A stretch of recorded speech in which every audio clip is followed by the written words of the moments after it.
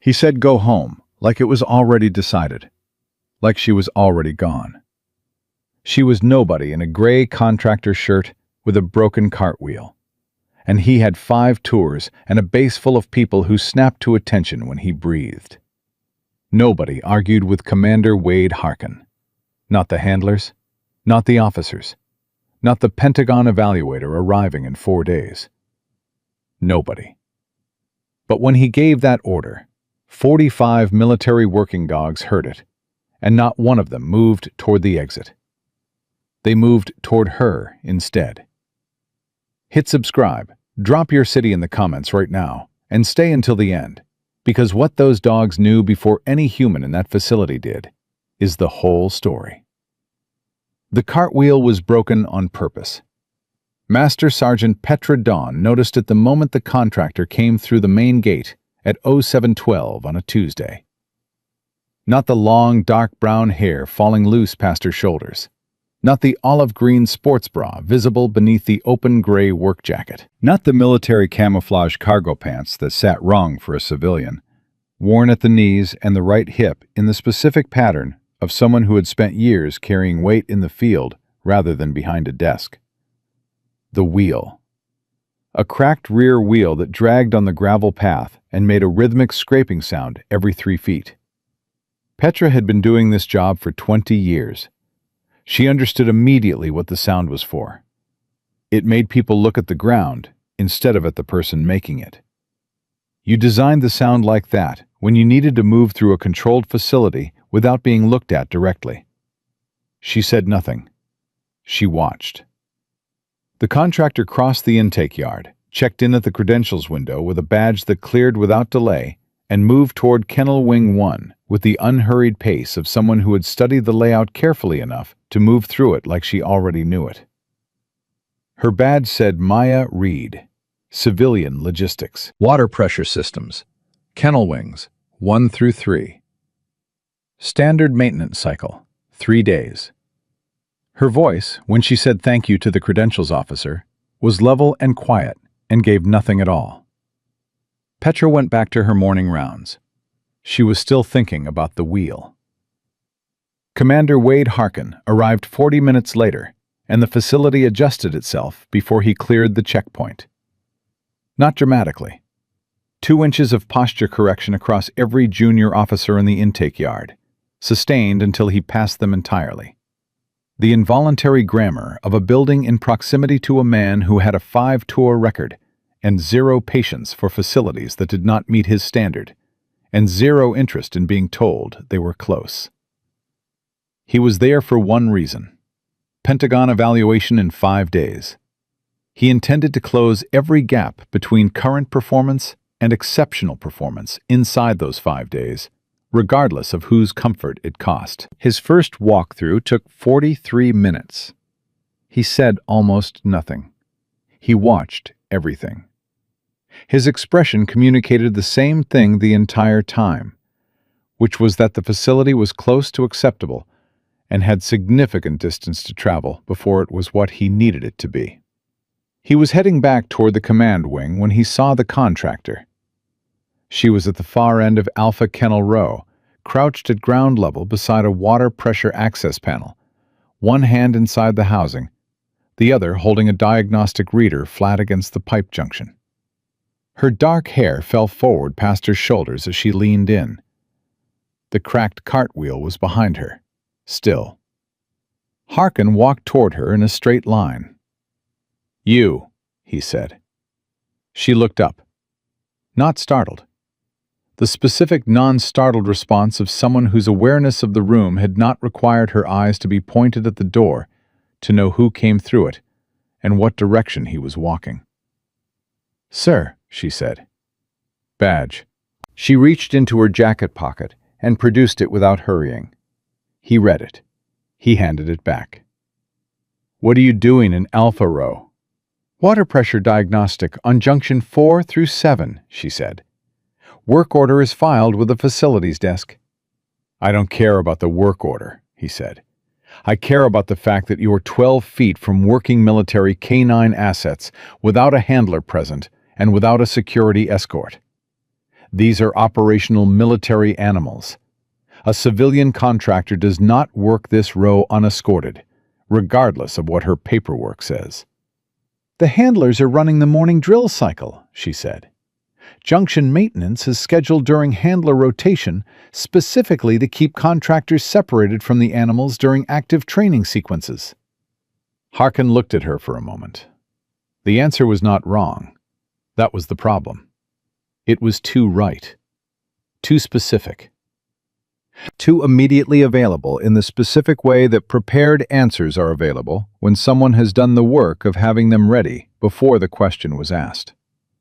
"Finish your check," he said. "Then go home. I don't want contractors in this row during evaluation prep week." "Yes, sir," she said. She turned back to the access panel. Harkin stood behind her for 2 full seconds, which was 1 second longer than he stood anywhere, and then walked back toward the command wing. He did not look back. If he had looked back, he would have seen that the contractor was not working. She was looking at the kennel row, and in the kennel row, 4 German shepherds were standing at the front of their enclosures, with amber eyes tracking her position with the focused, specific attention of animals that are not reacting to a stranger. Animals that are registering a known frequency. She held for 3 seconds. Then she went back to the pressure junction. Zeus was in Kennel Wing 2, Cage 7B. She knew this before she came through the gate. She had known it for 14 months.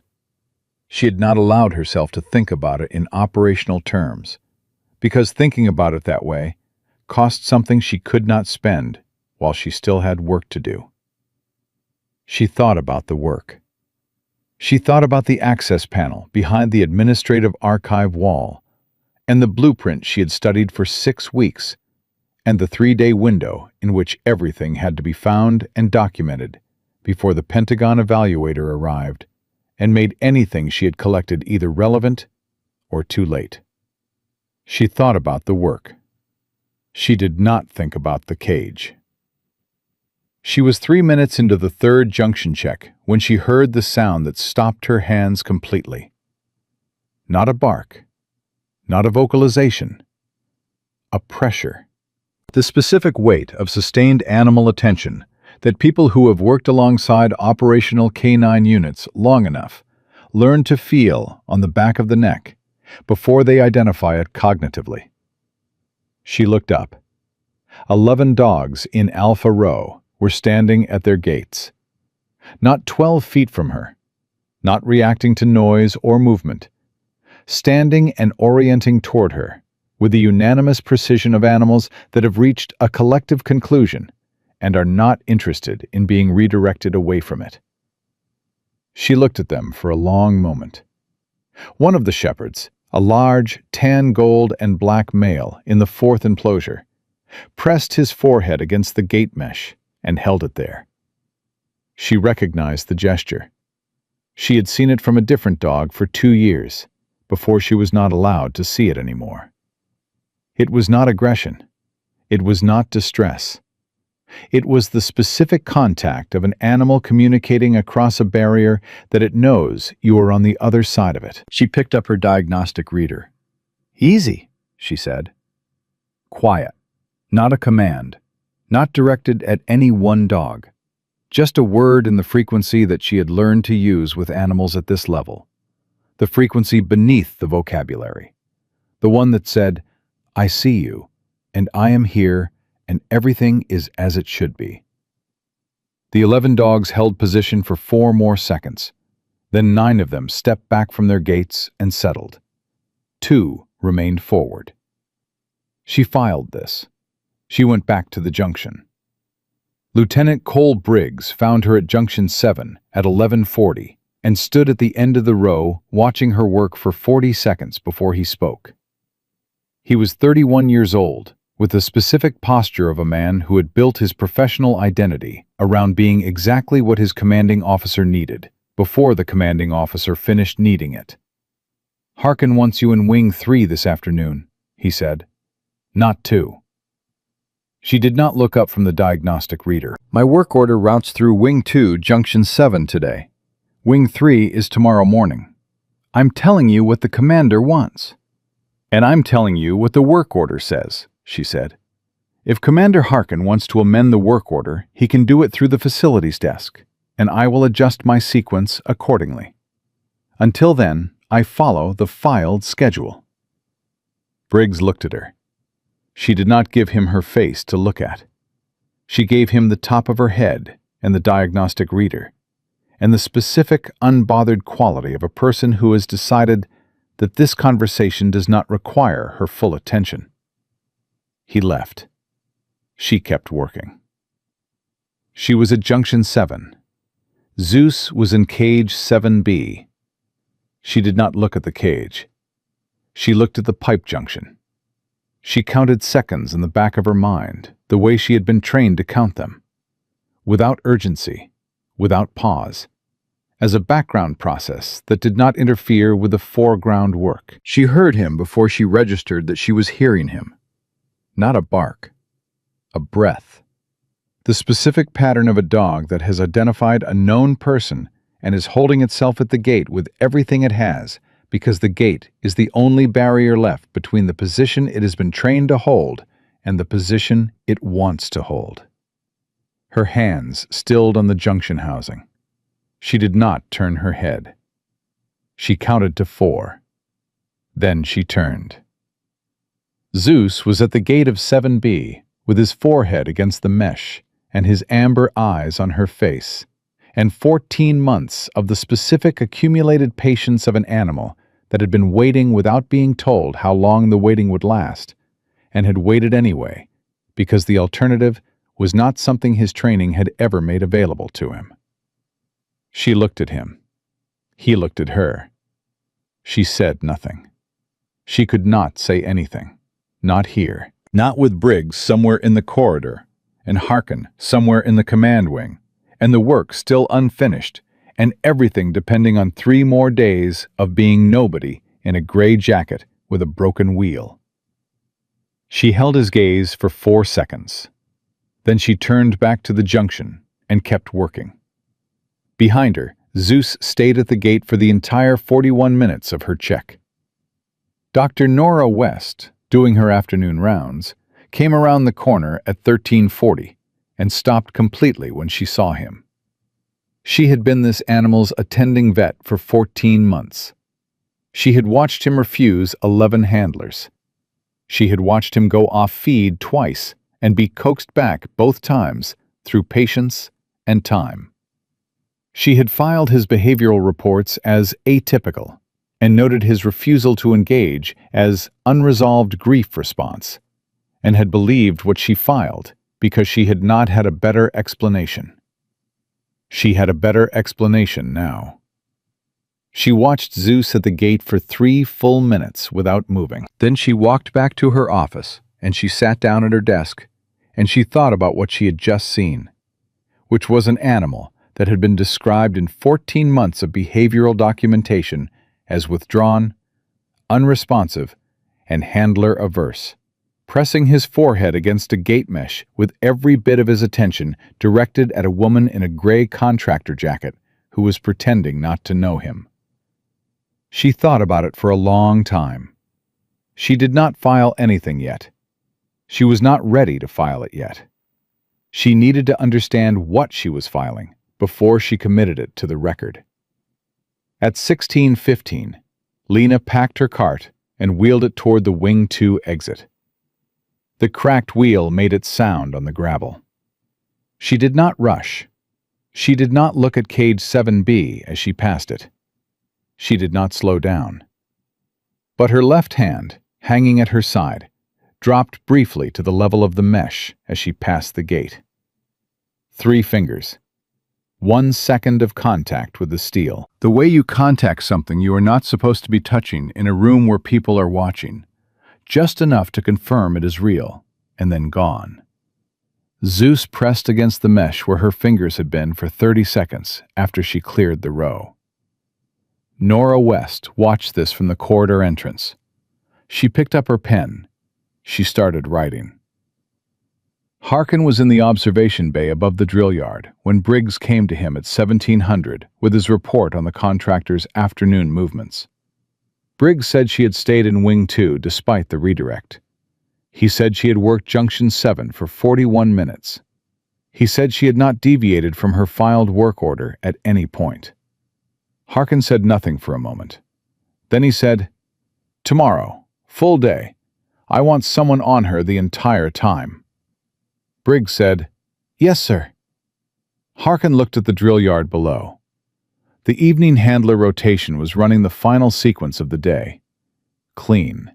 Precise. Exactly what a Pentagon evaluation needed to see. He had 5 days. He had managed the contractor anomaly. He would manage it again tomorrow. What he did not know, because he was looking at the drill yard and not at Kennel Wing 2, was that at that exact moment, 40 feet below and 40 meters away, 13 German shepherds in 2 kennel rows had turned simultaneously from their food bowls and oriented toward the corridor where a woman with long dark hair and a gray jacket and a cracked wheel had walked 30 minutes ago and had not yet stopped being present in the specific frequency they had registered the moment she came through the gate. They were not going to stop registering it. That was the first thing nobody in this facility had yet understood. The second thing was considerably worse for Commander Wade Harkin, and it was going to surface in exactly 47 hours in a demonstration yard with a Pentagon observer watching and 45 dogs making a decision that no one in 5 tours of command experience had ever prepared him to receive. Day 2 started wrong before it started. Lena knew it the moment she came through the gate at 06:58, and the credentials officer processed her badge 14 seconds slower than he had on Tuesday. Not a malfunction. A deliberate pause.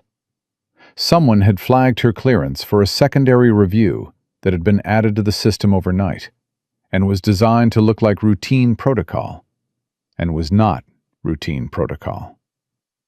She kept her face neutral. She said thank you in the same level, quiet voice she had used the day before.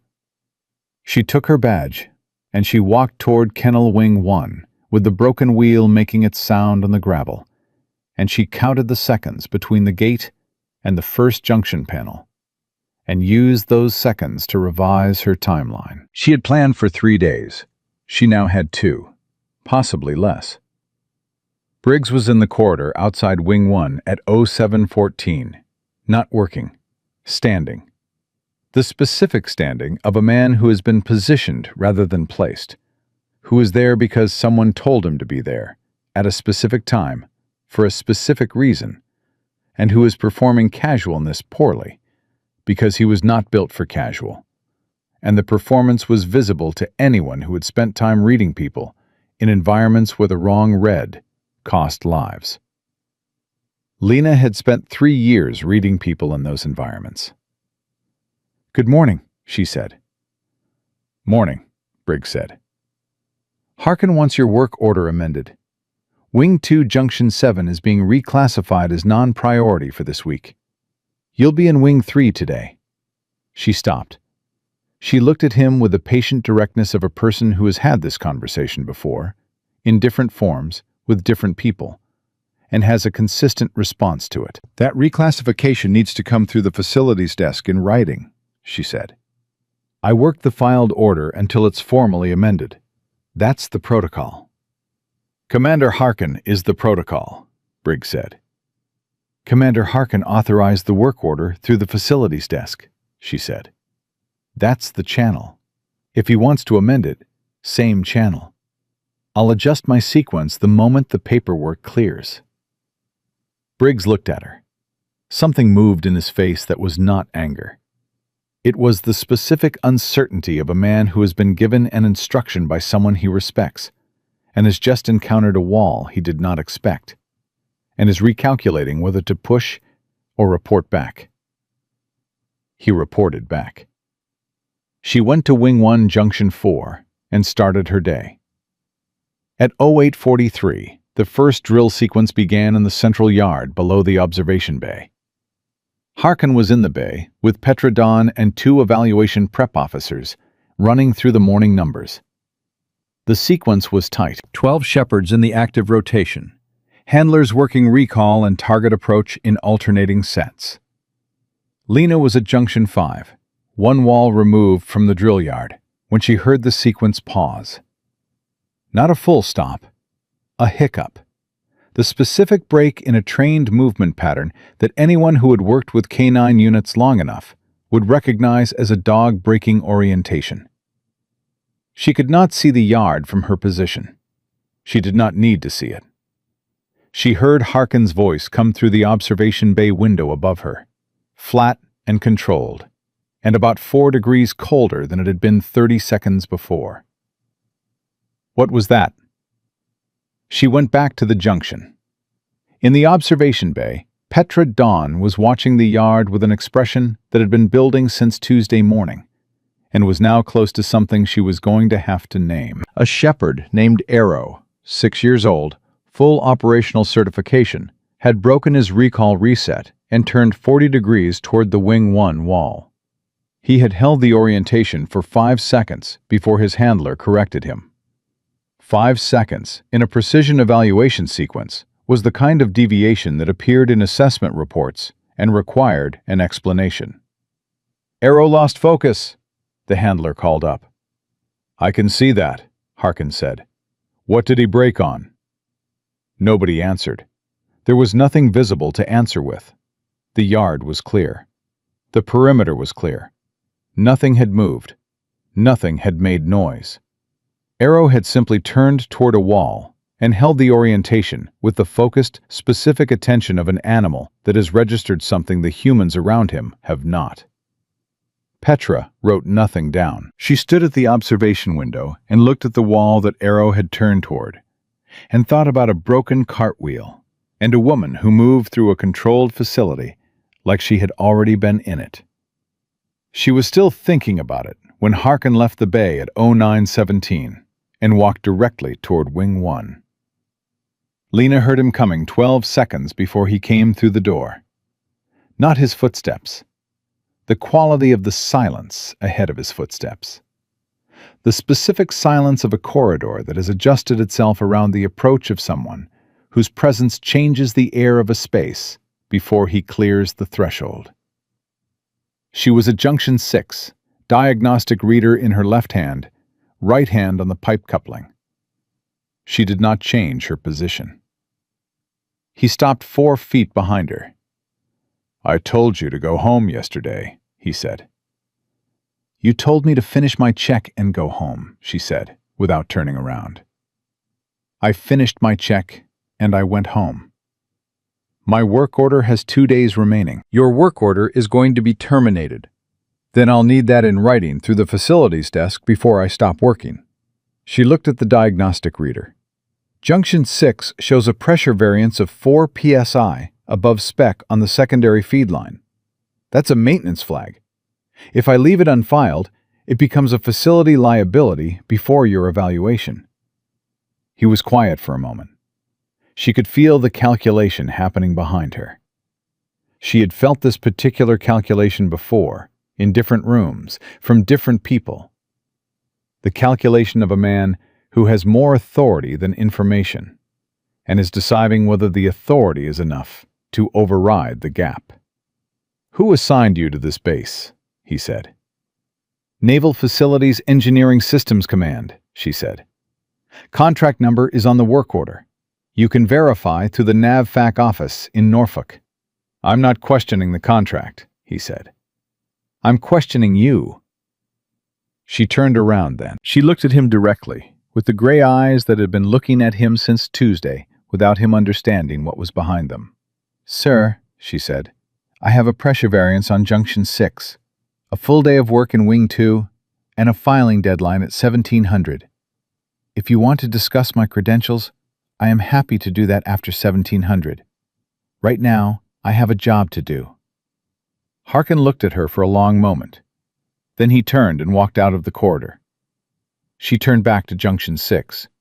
Her hands were completely steady, She counted to 30. Then she reached into the interior pocket of the gray contractor jacket and retrieved a secondary diagnostic tool that was not on any equipment list filed with the NAVFAC office in Norfolk. She pressed it against the wall panel adjacent to Junction 6, which shared a partition with the administrative archive, and she held it there for 11 seconds while it did what it had been built to do. She removed it. She put it back in her pocket. She went back to the pressure variance on the secondary feed line and wrote it up exactly as it presented. Nora West found her in the Wing 2 corridor at 12:20. She did not announce herself. She simply appeared at the corner of the corridor and stood there, and Lena looked up from Junction 7 and saw her, and they looked at each other for a moment, without speaking. Nora said, "You passed this gate yesterday." Lena looked at Junction 7. "I did." "You passed it, and you did not look at cage 7B. "I was working," Lena said. "You passed within 4 feet of him," Nora said. "He has been in this facility for 14 months. He has not responded to a single handler we have assigned him. He has not responded to me after 6 months of weekly contact sessions." She paused. "Yesterday he stood at his gate for 41 minutes and did not move once. His posture was not distress. It was not agitation." Another pause. "It was the posture of a working dog that has identified its handler and is waiting to be released to position." Lena held her gaze. "That is a specific behavioral assessment," she said. "I am a specific behavioral veterinarian," Nora said. "And I have been doing this long enough to know the difference between a dog with a grief response and a dog that is waiting for someone." She looked toward cage 7B at the end of the corridor. "He ate this morning. First time he has finished a full morning feed in 6 weeks. He ate, and then he went to the front of the gate, and he has been there since 07:30. Lena said nothing. "I am not going to ask you who you are," Nora said. "I am going to ask you one question, and I need an honest answer because I have a patient down that corridor whose welfare is my professional responsibility." "Ask it," Lena said. "Is he safe?" Nora said. Lena looked at her. "He has always been safe. What happened to him was not about his safety. It was about making him unavailable." Nora absorbed this. The specific absorption of a person receiving confirmation of something they had believed for 14 months without having enough evidence to file. "Unavailable," she said. "To me," Lena said, "specifically." Nora looked at the corridor, at the junction panel, at the diagnostic reader in Lena's hand and the gray contractor jacket and the broken cartwheel and all of the visible pieces of a cover that she had been assembling in her mind since Tuesday morning, and that had just become significantly clearer. "How much time do you need?" Nora said. "1 more day," Lena said. Nora nodded once. "I have rounds in Wing 3 at 1400. I will take longer than usual." She turned to walk back the way she came. Then she stopped. "The handler in Kennel 4 reported this morning that Arrow broke his recall in the drill sequence and oriented toward the Wing 1 wall." She paused without turning around. "That wall is 20 meters from where you were working at 0843. She walked away. Lena looked at the diagnostic reader in her hand for a moment. Then she looked down the corridor toward cage 7B. Zeus was at the gate. He had been there since she entered the corridor 6 minutes ago, and she had been refusing to acknowledge it because acknowledging it cost something she could not spend in the middle of a Wing 2 junction check with Briggs somewhere in the facility and Harkin in the command wing, and 1 day remaining to find what she had come here for. She looked at him for 3 seconds. His amber eyes did not move from her face. She said very quietly, "Not yet." She went back to the junction. Zeus stayed at the gate. He did not lie down. He did not pace. He held his position at the front of the enclosure with the patient, absolute stillness of an animal that has been given a piece of information it trusts completely and is waiting for the rest of the situation to catch up to what it already knows. At 16:18, Harkin called Briggs into his office and closed the door. Petra Dawn was in the corridor outside and heard the first sentence through the door clearly enough to understand that the conversation happening on the other side of it had just become the most consequential thing in the facility. Harkin said, "I want her gone tomorrow morning. Not at the end of the day, before she comes through the gate." Briggs said, "On what grounds?" Harkin said, "Evaluation security. I don't need grounds beyond that. Get me the work order termination form, and I'll sign it tonight." Petra stood in the corridor outside the closed door for a long moment. Then she went to her office and sat at her desk and looked at the wall and thought about a broken wheel and a woman who moved like she had been here before, and 41 minutes of a dog at a gate, an arrow breaking a drill sequence because something on the other side of a wall had called to him in a frequency nobody in this facility had identified yet. She thought about all of it very carefully. Then she picked up her pen. She began to write down everything she had noticed since Tuesday morning that she had not yet put in the record. She was going to need it. She did not yet know exactly how she was going to need it, but she had been doing this job for 20 years, and she had learned to trust the specific feeling of a situation that was moving towards something that had not arrived yet. It was moving fast now. By morning, everything in this facility was going to be different. The termination form was on Harkin's desk at 06:30 Wednesday morning, signed, dated, and routed through the facilities desk at 21:47 the night before. Lena saw it on the credentials system when she badged in at 06:41. Not the form itself, the flag. A single red indicator beside her contractor ID that had not been there Tuesday evening when she left. She processed it in the 2 seconds it took the credentials officer to hand her badge back, and she made 3 decisions in the time it took to say thank you and walk toward the kennel rows. First, she was not leaving. Second, she needed the archive data before 1100, or it would not matter whether she stayed. Third, whatever was going to happen today was going to happen in the open, which meant she needed to control where the open was. Briggs intercepted her at the Wing 1 entrance at 06:58.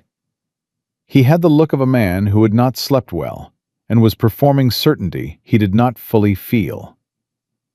"Your work order has been terminated," he said. "Effective this morning. You need to collect your equipment and clear the facility." "I saw the flag," she said. "Show me the termination authorization." He held out a printed form. She read it. She handed it back. "This is signed by Commander Harkin," she said. "The original work order was authorized by NAVFAC Norfolk through the base contracting office. A unilateral termination by the base commander requires a contracting officer's signature as well. You have Harkin's signature. You don't have the contracting officer's." She looked at him. "Until you have both, my work order is legally active." Briggs stared at her. "I don't think you understand the situation," he said. "I understand the situation completely," she said. "Do you want to call the NAVFAC contracting office in Norfolk and explain to them why a base commander unilaterally voided a maintenance contract 48 hours before a Pentagon evaluation? Because I can wait while you make that call." Briggs did not make the call. He went to find Harkin. She had 9 minutes before he came back with an answer. She used 8 of them. She went to Wing 2, Junction 7, pressed the secondary diagnostic tool against the archive wall partition for 22 seconds, removed it, walked to Junction 8 and did the same, then moved to the Wing 2 utility corridor access panel that she had identified on the blueprint 6 weeks ago as the physical point closest to the administrative transfer records in the secondary archive. She held the tool against the panel for 31 seconds. The tool completed its extraction at second 29. She put it in her pocket and picked up her diagnostic reader and went back to junction 7 and was writing up a pressure reading when Briggs returned with Harkin behind him at 0714. Harkin looked at her. She looked at him. "You are leaving this facility," he said. "Now." "The termination authorization is incomplete," she said. "You need the contracting officer's signature." "I am the contracting authority on this base." "You are the base commander," she said. "The contracting authority is a separate designation. You know that, sir." Something crossed his face. Not uncertainty. Anger that was being managed so tightly it had compressed into a very small space and was pushing against the compression from the inside. "Pack your cart and clear the main gate," he said. "If you are not through the gate in 30 minutes, I will have you escorted out." She looked at him for one long moment. She looked at Briggs beside him, who was doing the specific performance of someone who agrees with his commanding officer's position and is finding the performance harder than expected. "Yes, sir," she said. She began packing her cart. Harkin watched her for a moment, and then turned and walked back toward the command wing, with the pace of a man who has closed a situation and is already moving to the next one. Briggs stayed. He stood at the end of the corridor and watched her pack with the expression of a man who has just done something and is in the early stage of understanding whether it was right. She did not rush. She packed methodically, the way she did everything, because rushing communicated something about what you were leaving behind, and she was not leaving anything behind.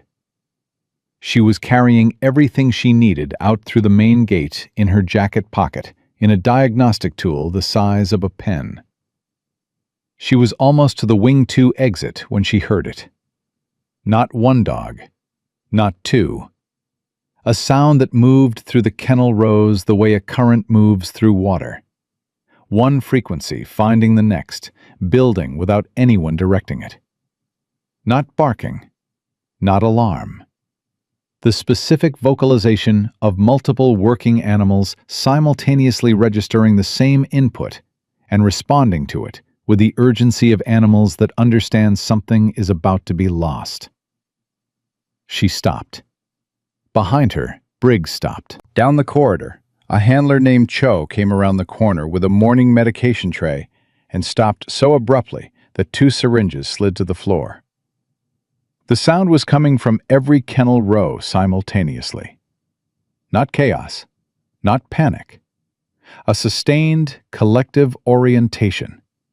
The sound of 45 trained animals pressing against their gate latches, with a unified direction that every person in the facility with canine experience recognized immediately, even if they could not have said why they recognized it. They were orienting toward her. Briggs said, "What is happening?" She did not answer. She turned and looked at the corridor she was standing in, and made a decision that had been waiting at the edge of her operational plan since Tuesday morning, when she had come through the gate and the first 4 dogs had stood up. She could go quietly. The data was in her pocket. The mission was technically complete. She could clear the gate and transmit the extraction package from the vehicle and let the formal process handle the rest. Or she could stay and let the dogs tell the truth in the one language this facility had not yet learned to ignore. She set the cart down. Briggs said, "You need to move toward the exit." "Call Harkin," she said. "Excuse me?" "Call Commander Harkin and ask him to come to the central demonstration yard." She looked at Briggs directly. "Tell him the dogs are not responding to the rotation commands. Tell him it started when the contractor was being escorted out." She held his gaze. "Tell him he needs to see this." Briggs stared at her. She said, "You have been doing what your commanding officer tells you for 3 years because that is what you were trained to do. I understand that. I have done the same thing." She paused. But you have been watching me for 2 days, and you have been watching those dogs for 2 days, and something in you knows that what is happening in this facility is not what you were told it was." She looked at the corridor. "Call him."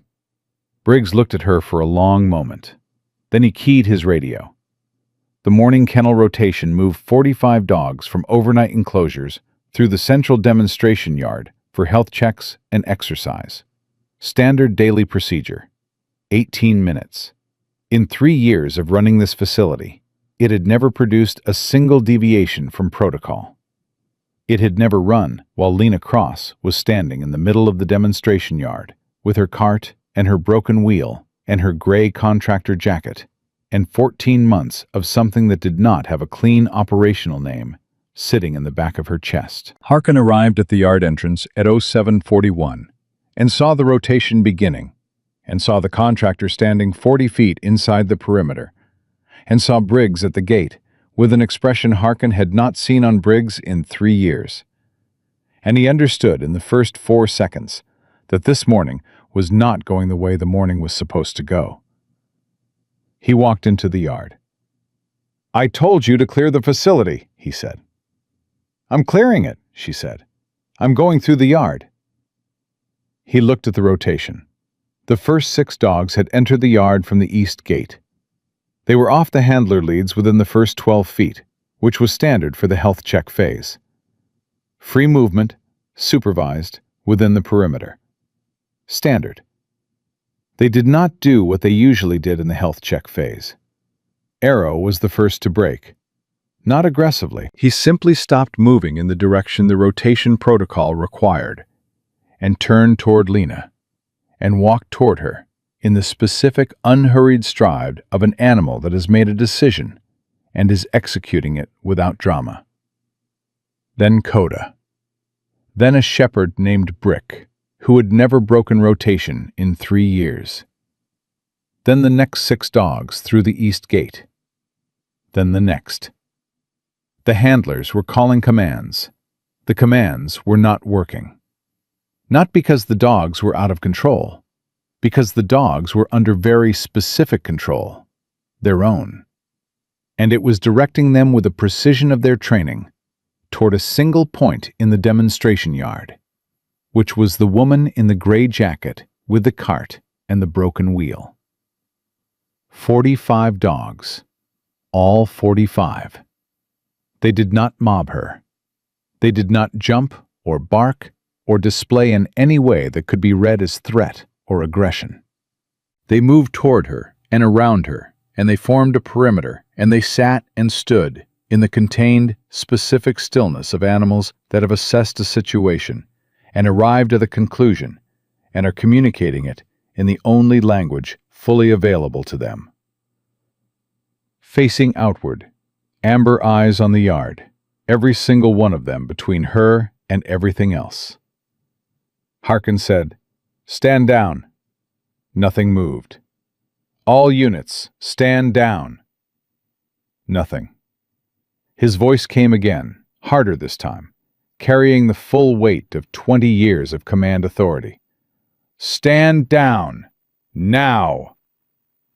45 dogs held position. Not one moved toward the exit.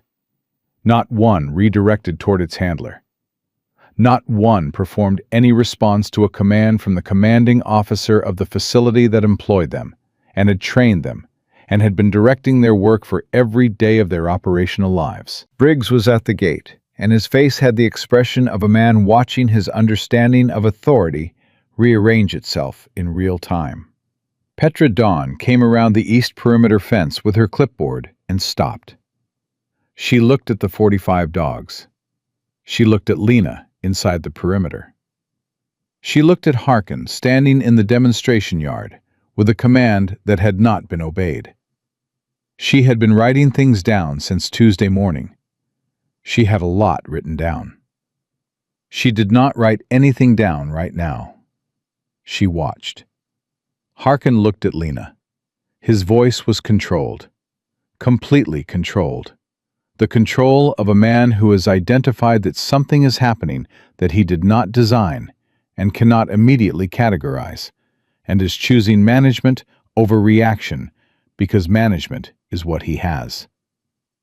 "What are you doing?" he said. "Nothing," she said. "I'm standing here." "You are doing something to these animals." "Sir," she said, "I have been 12 feet from these animals twice in 2 days. That is the full extent of my contact with them." She looked at the perimeter of dogs around her. "Whatever they are doing, they decided to do it. I did not tell them anything." She paused. "Which is exactly the problem, because the question you should be asking is not what I did to make 45 operational military working dogs form a protective perimeter around a civilian contractor. The question is what they know that you do not." Harkin's jaw tightened. "Call them off," he said. "I don't have handler authority over any animal in this facility," she said. "You have something," he said. "Call them off." She looked at him for a long moment. Then she said, "No." The word was quiet, completely level, not defiant in the theatrical sense, defiant in the specific sense of a person who has decided that the no is the correct answer and is standing behind it with everything they have. Harkin took 3 steps toward her. Every dog in the perimeter shifted. Not aggression, presence. The specific mass presence of 45 trained animals drawing a line in the only way available to them, with their bodies, positioned between the woman inside the perimeter and the man walking toward her, communicating the same thing in 45 simultaneous and unanimous versions of the same communication. Harkin stopped. He stopped because he was a man with 20 years of canine operational experience, and he understood what the shift meant. And he understood that whatever authority he had in this yard, the 45 animals between him and the contractor had just communicated their assessment of it clearly enough that no training and no command protocol and no rank had changed it. Captain James Voss came through the east gate at 07:56. He was not supposed to arrive until Friday. He arrived on Wednesday at 7:56 because he had a standing policy of evaluating facilities before they knew he was coming. And he had been in the parking area outside the base since 06:30, and he had seen 3 things through the fence that he had decided required him to come through the gate, before the facility had time to organize itself around his presence. He came into the demonstration yard, and he stood at the edge of it, and he looked at 45 military working dogs in a perimeter formation around a woman in a gray contractor jacket. And he looked at Commander Wade Harkin, standing in the middle of the yard, unable to close the distance between himself and the woman his own dogs were guarding. He looked at this for a long time. Then he walked through the perimeter. The dogs let him through. He stood in front of Lena. He said, "Who are you, actually?" And behind him, Zeus came through the Wing 2 access gate that Nora West had opened at 07:43 without being asked by anyone to open it, and crossed the demonstration yard at a controlled pace that was not a run and was not a walk, and was the specific movement of an animal that has been given the signal it has been waiting 14 months for. And he came through the perimeter of 45 dogs, and he pressed the full weight of his body against Lena's left side, and held it there, and looked at Harkin with amber eyes that had been waiting to make this particular communication for a very long time. Lena put her hand on his head. She looked at Voss. She reached into the interior pocket of the gray contractor jacket and retrieved a credential that was not a civilian logistics badge. She said, "Sir, my name is Lena Cross. I am a Tier 1 Naval Special Warfare Operator, 3 tours, currently assigned to the Naval Criminal Investigative Service on a classified placement operation authorized at the group commander level." She held the credential steady. "And I have been in this facility for 2 days because 6 operational-grade German Shepherds were transferred off this base 14 months ago through a fraudulent retirement classification, and the authorization for those transfers was signed by the base commander, and the documentation proving it has been in my jacket pocket since 07:12 this morning." The demonstration yard was completely silent. 45 dogs held their perimeter. Zeus held his position against her left side. Harkin looked at the credential. He looked at the diagnostic tool she produced beside it. He looked at the dogs. He looked at Briggs at the gate, who was looking at the ground with the expression of a man doing the private accounting of every decision he had made in the last 48 hours, and finding the sum uncomfortable. He looked at Voss. Voss looked back at him with the expression of a man who has just watched a Pentagon evaluation become something considerably more significant than a Pentagon evaluation. "Commander Harkin," Voss said. He said it quietly, the quiet of a man who does not need volume to be absolute. "You are going to want to call your legal officer." Nobody moved for 11 seconds. Lena counted them. She had been counting seconds since Tuesday morning, and she was going to keep counting them until this was finished and she could stop needing to know exactly where she was in the timeline. Harkin looked at Voss, then at the credentials still in Lena's hand, then at Zeus pressed against her left side with amber eyes on the yard, and 14 months of waiting resolved into the specific stillness of an animal that has finally arrived where it was always going.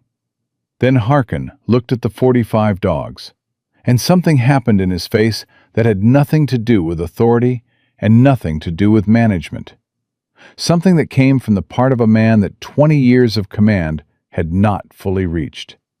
The part that had spent 11 years working alongside military animals and understood at a level below articulation what it meant when this many trained working dogs made this particular decision unanimously. It did not last long. He put it away. But Petra Dawn saw it from the perimeter fence and filed it in the section of her notes that was not about the breach documentation, the section that was about what the truth cost the people who had been building a different version of it. Voss looked at Lena. "I need the documentation." She handed him the diagnostic tool. He looked at it. He looked at her. "This extracted from the administrative archive partition," he said. "Through the Wing 2 utility corridor access panel," she said, "which shares a wall with the secondary archive filing system. The access point is within the scope of my work order's authorized maintenance corridor." Voss looked at the tool for a moment. Then he looked at Harkin. "Commander, your legal officer. Now." Harkin said, "Whatever is on that device was obtained through an unauthorized access point by a person operating under a false identity in a secure military facility. I operated under a cover identity authorized at group commander level," Lena said. "The placement order is in the same credentialed packet. You have both documents in your hand." Voss looked at the packet. He looked at Harkin. "She is correct about the authorization chain." Harkin's jaw tightened. "She accessed a classified archive partition without specific written authorization for that partition.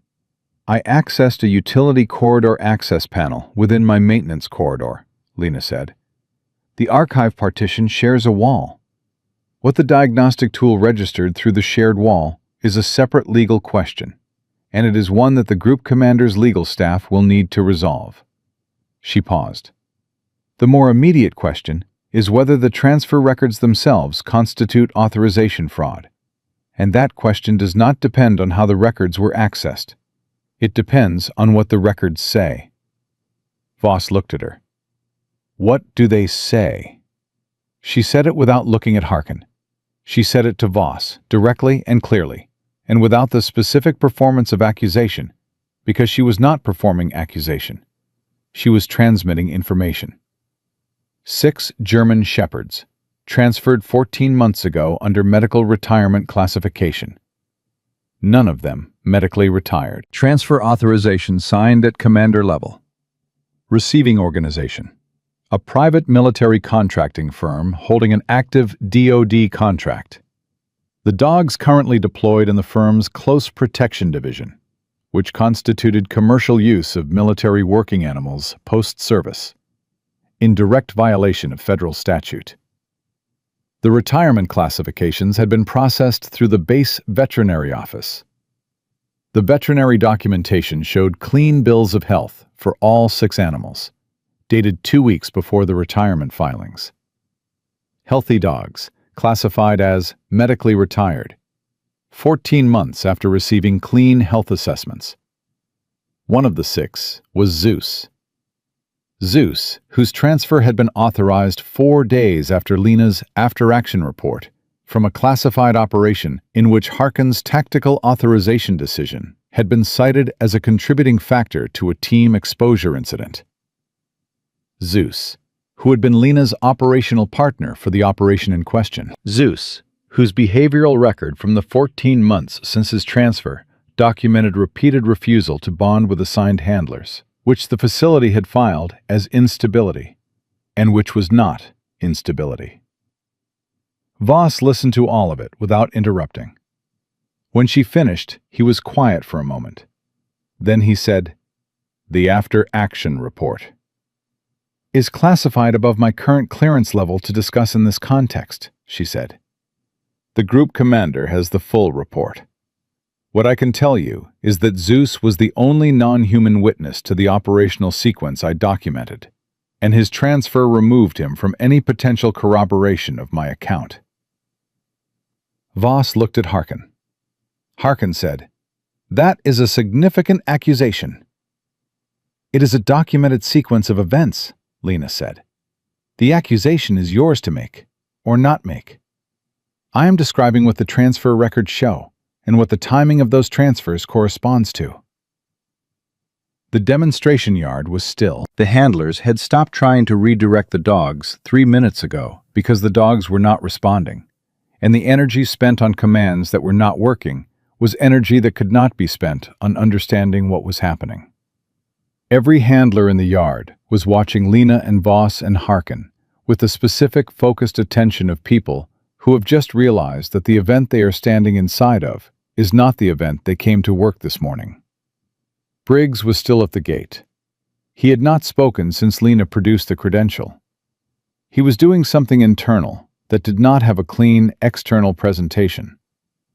His face was the face of a man processing the distance between the order he had executed Tuesday morning and what he was standing in the middle of right now, and finding that the distance was considerably larger than it had looked from the other side. Petra Dawn walked into the yard. She had been at the perimeter fence since the rotation broke. She walked through the dogs, who adjusted without alarm, and she came to stand beside Voss, with her clipboard against her chest and her expression completely composed. She handed Voss the clipboard. "Everything I have observed since Tuesday morning," she said, "dated and timed. I noticed the cartwheel on day 1. I noticed the pants on day 1. I noticed arrow braking drill on day 2. I noticed the behavioral responses across all 3 kennel wings every time the contractor was in proximity." She paused. "I did not file it immediately because I was building toward understanding what I was filing. I filed it this morning at 03:18. Voss looked at the clipboard. He looked at Petra. 03:18. "I did not sleep well," she said.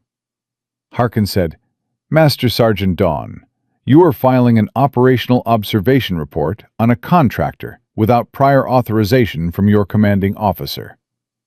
"I am filing an observation report through the NCIS Field Contact Protocol," she said, "which routes above the base commander level and does not require authorization from any officer whose conduct is potentially within the scope of the report." She looked at him with the specific patience of a woman who has been doing her job carefully for 20 years and is not going to be managed by someone whose management depends on her not doing it carefully. "I was informed of the NCIS Field Contact Protocol 2 days ago by an authorized placement operative." She did not look at Lena when she said it. "I used it." Harkin looked at Lena. Lena met his gaze. "You had help," he said. His voice was flat. The flatness of a man who has just understood the shape of what was built around him and is doing the accounting. I had witnesses who were already paying attention, she said. I did not recruit them. I did not instruct them. I told Master Sergeant Dawn about the field contact protocol because she came to me on day 2 and told me she had been watching since day 1 and asked me one question. What question? Voss said. Whether the animals in this facility were safe, Lena said. I told her they were. She made her own decision about what to do with that answer. She paused. Same as the dogs. Nora West had come through the east gate behind Voss and had been standing at the edge of the yard since the moment Zeus cleared the Wing 2 access gate she had opened. She came forward now. She came forward the way she had done everything in the last 2 days, without announcement and without performance, simply moving to where she needed to be. She stopped beside Zeus. She looked at him for a moment. At the way he was positioned, left shoulder against Lena's leg, amber eyes forward, every line of his body communicating the decision he had made and the patience with which he had maintained it for 14 months. She looked at Harkin. His behavioral file documents 14 months of withdrawal, handler refusal, and feeding irregularities, she said. I filed every entry. I believed what I was filing because I did not have a better explanation. She paused. I have a better explanation now. He was not grieving an absent handler. He was waiting for a specific person. Those are clinically different states, and I should have asked different questions 14 months ago. You filed what the data showed, Harkin said. I filed what the data showed inside the context I was given, she said. The context was false. The data was real. She looked at him steadily. The dog was telling the truth the entire time. I was using the wrong framework to hear it. Harkin was quiet. Voss said, Commander, this is a formal NCIS field operation with Group Commander authorization. You are aware of what that designation means for your command authority in this facility, effective immediately. Harkin looked at Voss. He looked at the credential packet still in Voss's hand. He looked at Petra's clipboard. He looked at Nora. He looked at Briggs at the gate. Then he looked at the 45 dogs. They had not moved. Not one of them.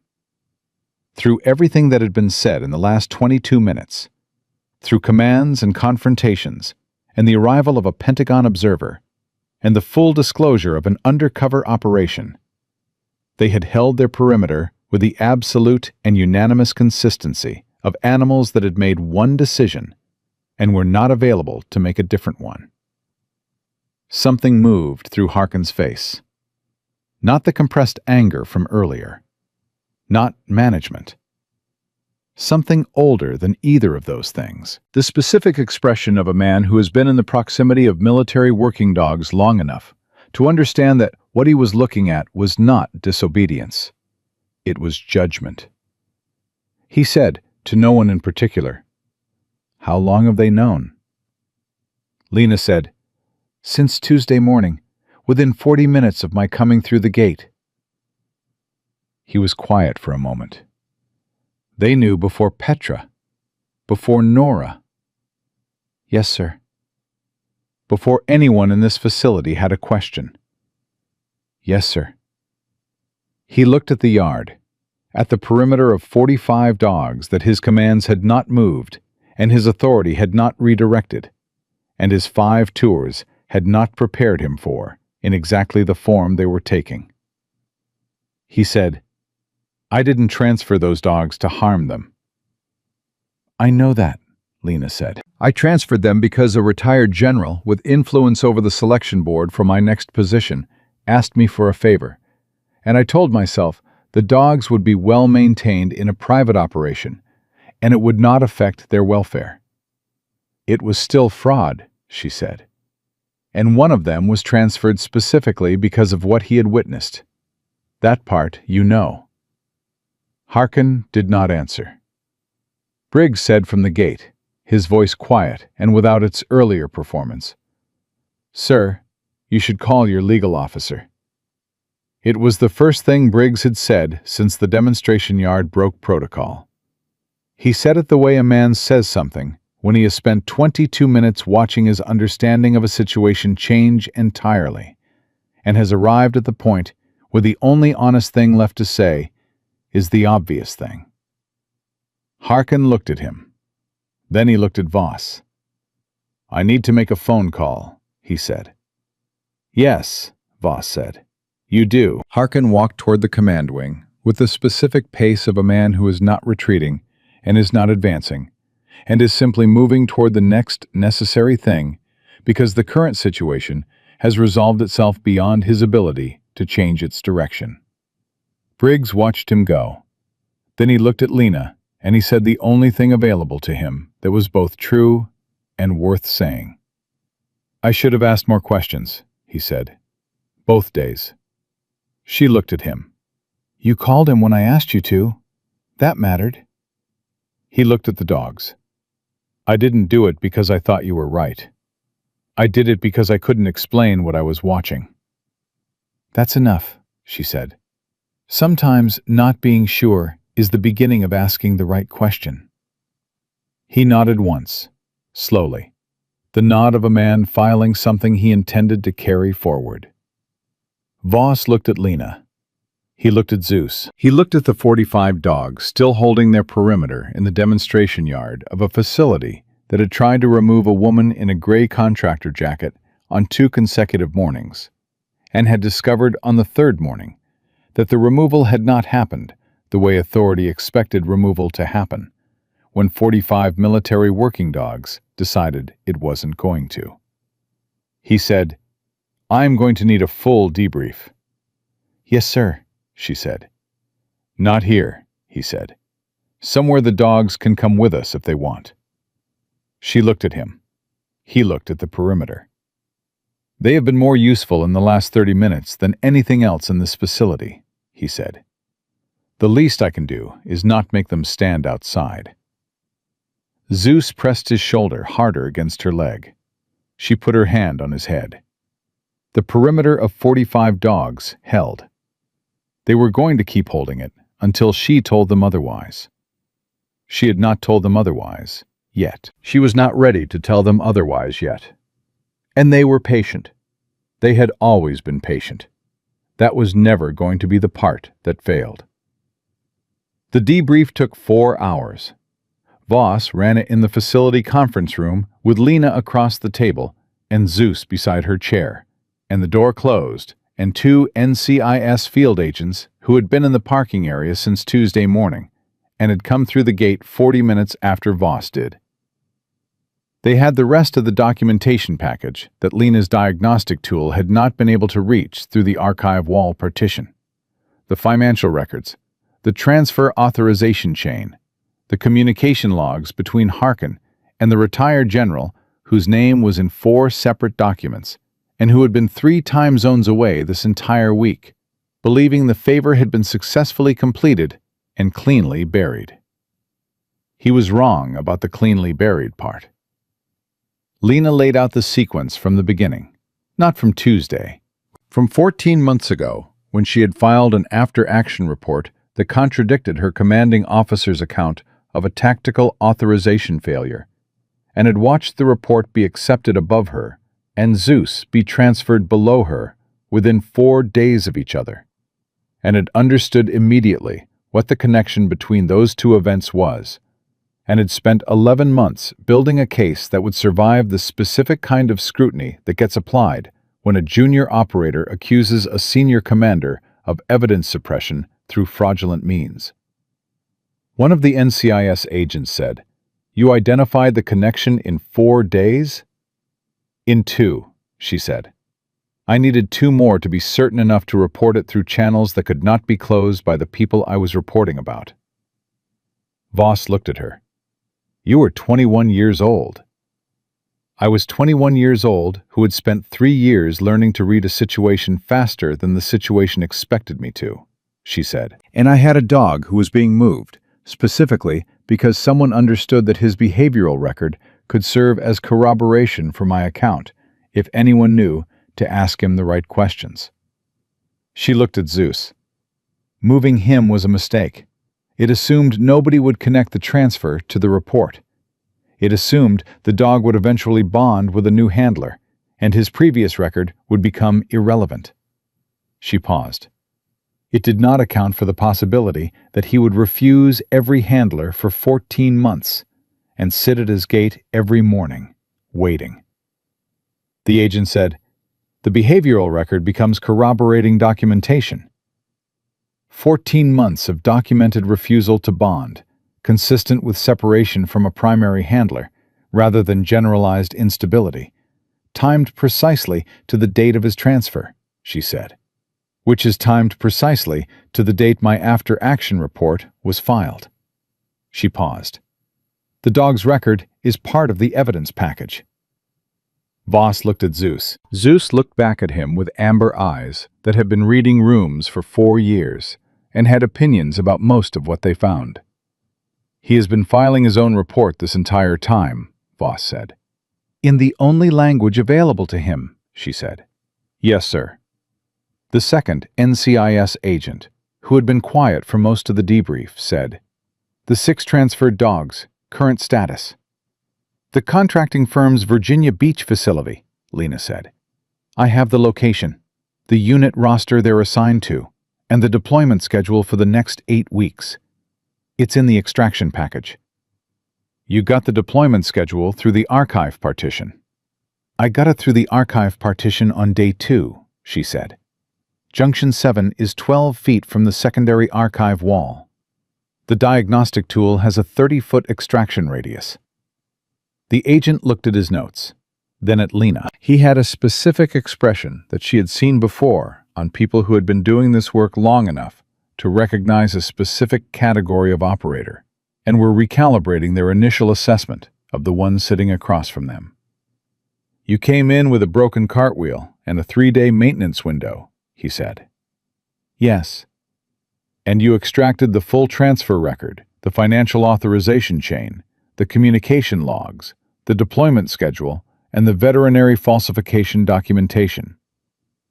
"And the retirement classification overrides," she said.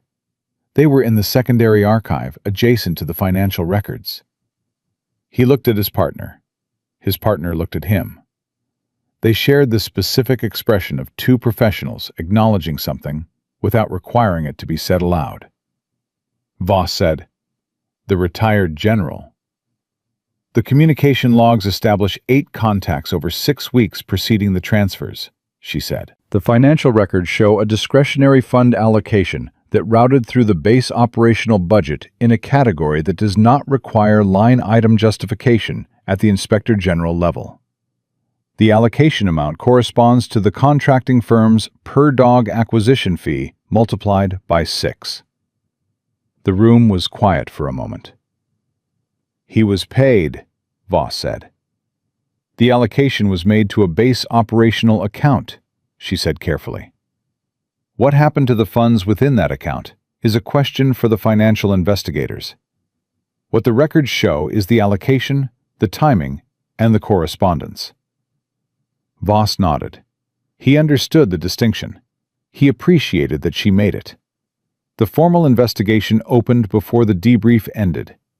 The NCIS agents made 4 phone calls from the conference room in the final 30 minutes. Lena heard enough of the calls to understand that the shape of the next several weeks was already being assembled somewhere above her clearance level, and that the assembled shape was going to be large, and was going to reach people who believed they were entirely safe from it. She thought about Zeus at her gate refusing 11 handlers. She thought about Arrow breaking a drill sequence because something on the other side of a wall had called to him in a frequency nobody had bothered to identify. She thought about 45 dogs forming a perimeter in a demonstration yard and holding it through commands from a 5-tour commanding officer until the truth had enough space to be said out loud. She thought about what the retired general had assumed when he asked for a favor.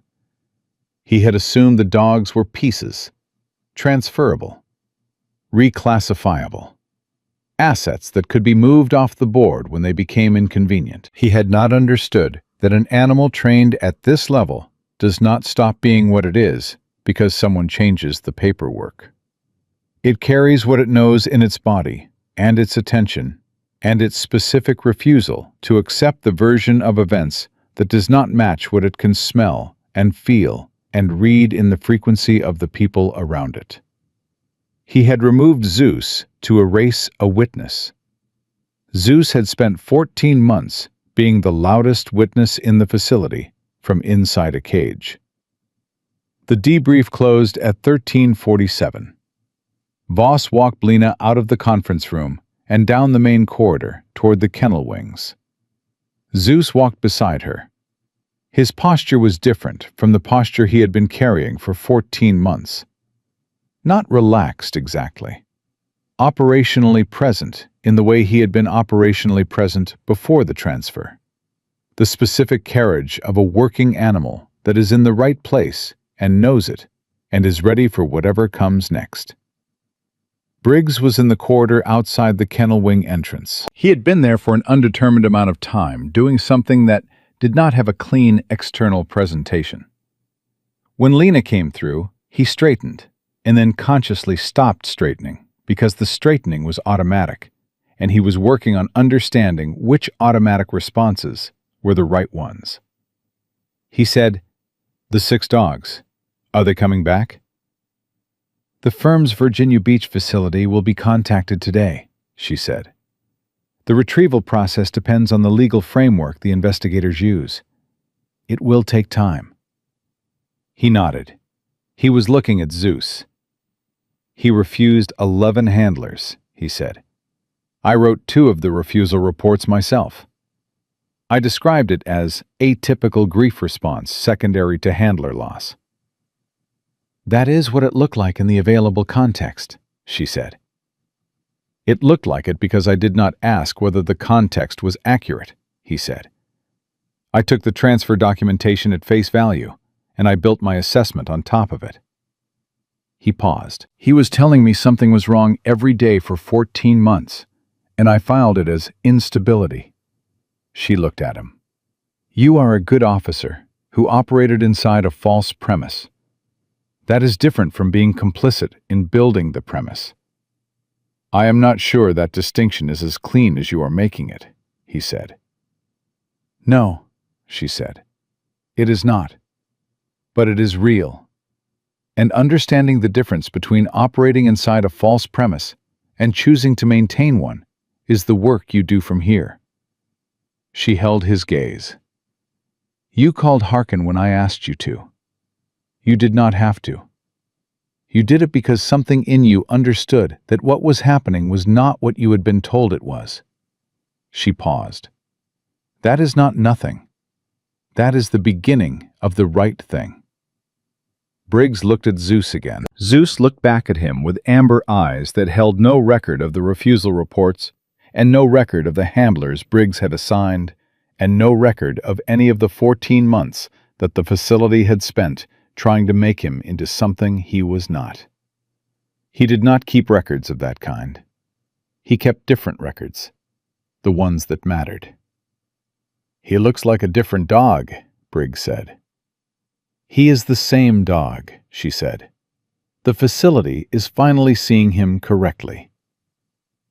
Petra Dawn came around the kennel wing corner with her clipboard and her 20 years, and her expression that had been the same since Tuesday morning, steady and observant, and withholding judgment until the judgment was ready to be accurate. She stopped in front of Lena. She looked at her for a moment. Then she said, "The cartwheel." Lena said, "Yes." "You designed it to make people look at the ground." "Yes." "It worked," Petra said. "On everyone except the dogs." "The dogs look at everything," Lena said. "That is their whole job, looking at what humans redirect their attention away from." Petra looked at Zeus, then at Lena, then at the clipboard in her hand, which contained 3 days of observations, filed at 03:18 on a morning when she could not sleep because something she had been watching had finally assembled itself into a picture she understood. "I want to file a commendation request," she said. Voss, who had been standing at the edge of the conversation, said, "For Petty Officer Cross." "For the dogs," Petra said. "For collective behavioral integrity, operating above individual handler instruction, under direct dismissal order from superior authority." She paused. "I have the protocol language. I looked it up at 0200. Voss looked at her. He looked at the dogs visible through the kennel wing gate, running their afternoon rotation, moving through the yard with the specific, contained energy of animals that have done what they needed to do and are back to being what they always were. "Write it up," he said. "I will countersign." Nora West was at Zeus's gate in Kennel Wing 2 when Lena brought him back at 15:20. Not to close him in, to do his afternoon health check, which she had been doing every day for 14 months, with the specific care of a veterinarian who understood that the animal she was treating was not the animal the facility's behavioral files described, but had not yet had the framework to say so. She checked his paws. She checked his eyes and his ears and his hydration and his weight distribution. She did everything she always did, and she did it with Zeus completely still under her hands, in the way he had never been still under any handler's hands for 14 months. She said, "He has always been healthy." "Yes," Lena said. "Every metric I have tracked has been normal. Physically, he has been exactly what his training produced." She looked at him. The behavioral presentations were real. The withdrawal was real. The feeding irregularities were real. I was not misreading those. She paused. I was misreading their cause. "You asked the right question when it mattered," Lena said. "You asked me if he was safe, and you asked it directly, and you made your decision based on the answer." Nora said, "I made it because I had been watching for 2 days, and I trusted what I had seen." "That is exactly right," Lena said. "That is the whole of it." Nora finished the check. She stood and looked at Lena with the directness of a person who has processed a significant amount of new information in a very short period and has one remaining question. "The after-action report," she said.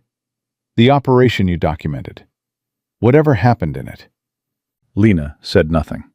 "You do not have to tell me," Nora said. "I am asking because I want to understand what Zeus was a witness to, not operationally, what it meant to the people involved." Lena was quiet for a moment.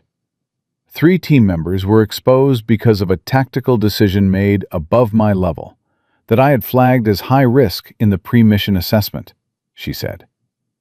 All 3 survived.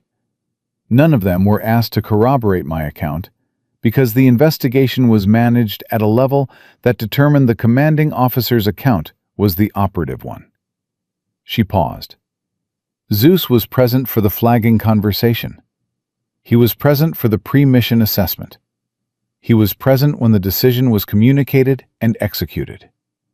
His behavioral record during those events is documented in my field notes, which are part of the classified after-action record. Nora absorbed this. "He knew what had been decided," she said. "Animals at his training level read the quality of a decision before it is executed," Lena said. "They read the people making it. He showed alert behavior in the pre-mission period that I documented and that Harkin dismissed as handler canine stress response." She looked at Zeus. "He was not wrong then, either." Nora looked at Zeus for a long moment. Then she said, "I am going to revise 14 months of behavioral documentation." "Yes," Lena said. "You should." She walked out of Kennel Wing 2 at 15:48. She came through the main gate at 16:02, and she did not slow down as she passed the checkpoint. The gate officer processed her departure with the routine efficiency of a man doing his job at the end of a long day. He saw a woman in the gray contractor jacket with a cart and a broken wheel, heading out after a facilities maintenance week. She had let him see exactly that. She had let this facility see exactly what she presented to it for 3 days. And the only things in the facility that had not accepted the presentation were the ones that did not have the capacity to accept false premises. The ones built specifically to read past the surface of a situation to the truth underneath it. Not because they were smarter than the humans around them, but because they were honest in a way that humans had to work to be, and they never stopped being it. Not under commands, and not under dismissal orders, and not under 14 months of a cage with the wrong name on the behavioral file. 6 weeks after the investigation opened, the formal findings were issued. Harkin was relieved of command and referred for court-martial proceedings on 4 counts. The retired general was referred for criminal prosecution. The contracting firm's DoD contract was suspended pending investigation. 3 of the 6 transferred dogs were retrieved in the first week, the remaining 3 within the month. All 6 were assessed by independent veterinary teams. All 6 were physically sound. All 6 were operationally viable. All 6 came home. Zeus received an operational commendation for sustained behavioral integrity under adverse placement conditions, which was the official language for 14 months of telling the truth when the truth was inconvenient for the people who controlled his file. Petra Dawn's commendation request for the 45 dogs was approved at the group commander level with a formal addendum acknowledging collective canine behavioral integrity as a category of operational performance worthy of institutional recognition. It was the first commendation of its kind in the history of the facility. It was not going to be the last. 7 months after she came through the gate with a broken wheel and a cover that cleared every human checkpoint and failed immediately with everything that had 4 legs and amber eyes, Lena Cross stood at the front of a training room at Naval Amphibious Base Coronado with Zeus beside her and 18 Naval Special Warfare canine handler candidates in front of her, and she wrote 1 sentence on the whiteboard. The dog already knows. Your job is to become worth knowing. She looked at the room. The most reliable truth detector in any operational environment does not file reports, she said. It does not build cases. It does not navigate chain of command, or manage its account of events, or calibrate what it says based on who is listening. She looked at Zeus. It simply tells the truth. In every room, in every context, with every living thing it encounters. And it never stops telling it, regardless of what the people around it decide to do with the information. She looked at the 18 candidates. Your entire job is to build a relationship with that animal good enough that it is willing to tell you its truth, and then to have the courage to act on it before you have any other confirmation. She paused. 45 military working dogs in a demonstration yard simultaneously refused a direct stand-down order from a 5-tour commanding officer, she said. They refused it because they knew something he did not. And they held the refusal through commands and authority and every institutional pressure available in that yard, until the truth had enough space to be said out loud. She held the room. That is not a story about disobedience.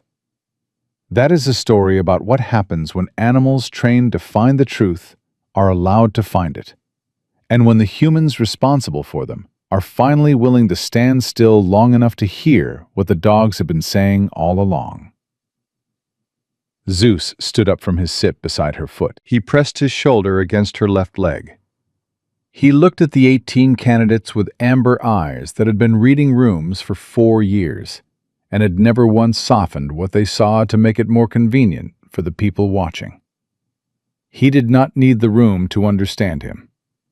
He had been understood by the one person who mattered. She was still standing beside him. That was never going to change.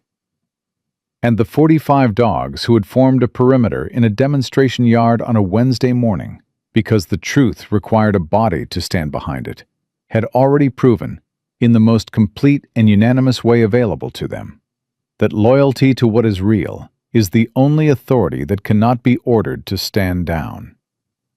They had known it all along. Now the rest of the room did too.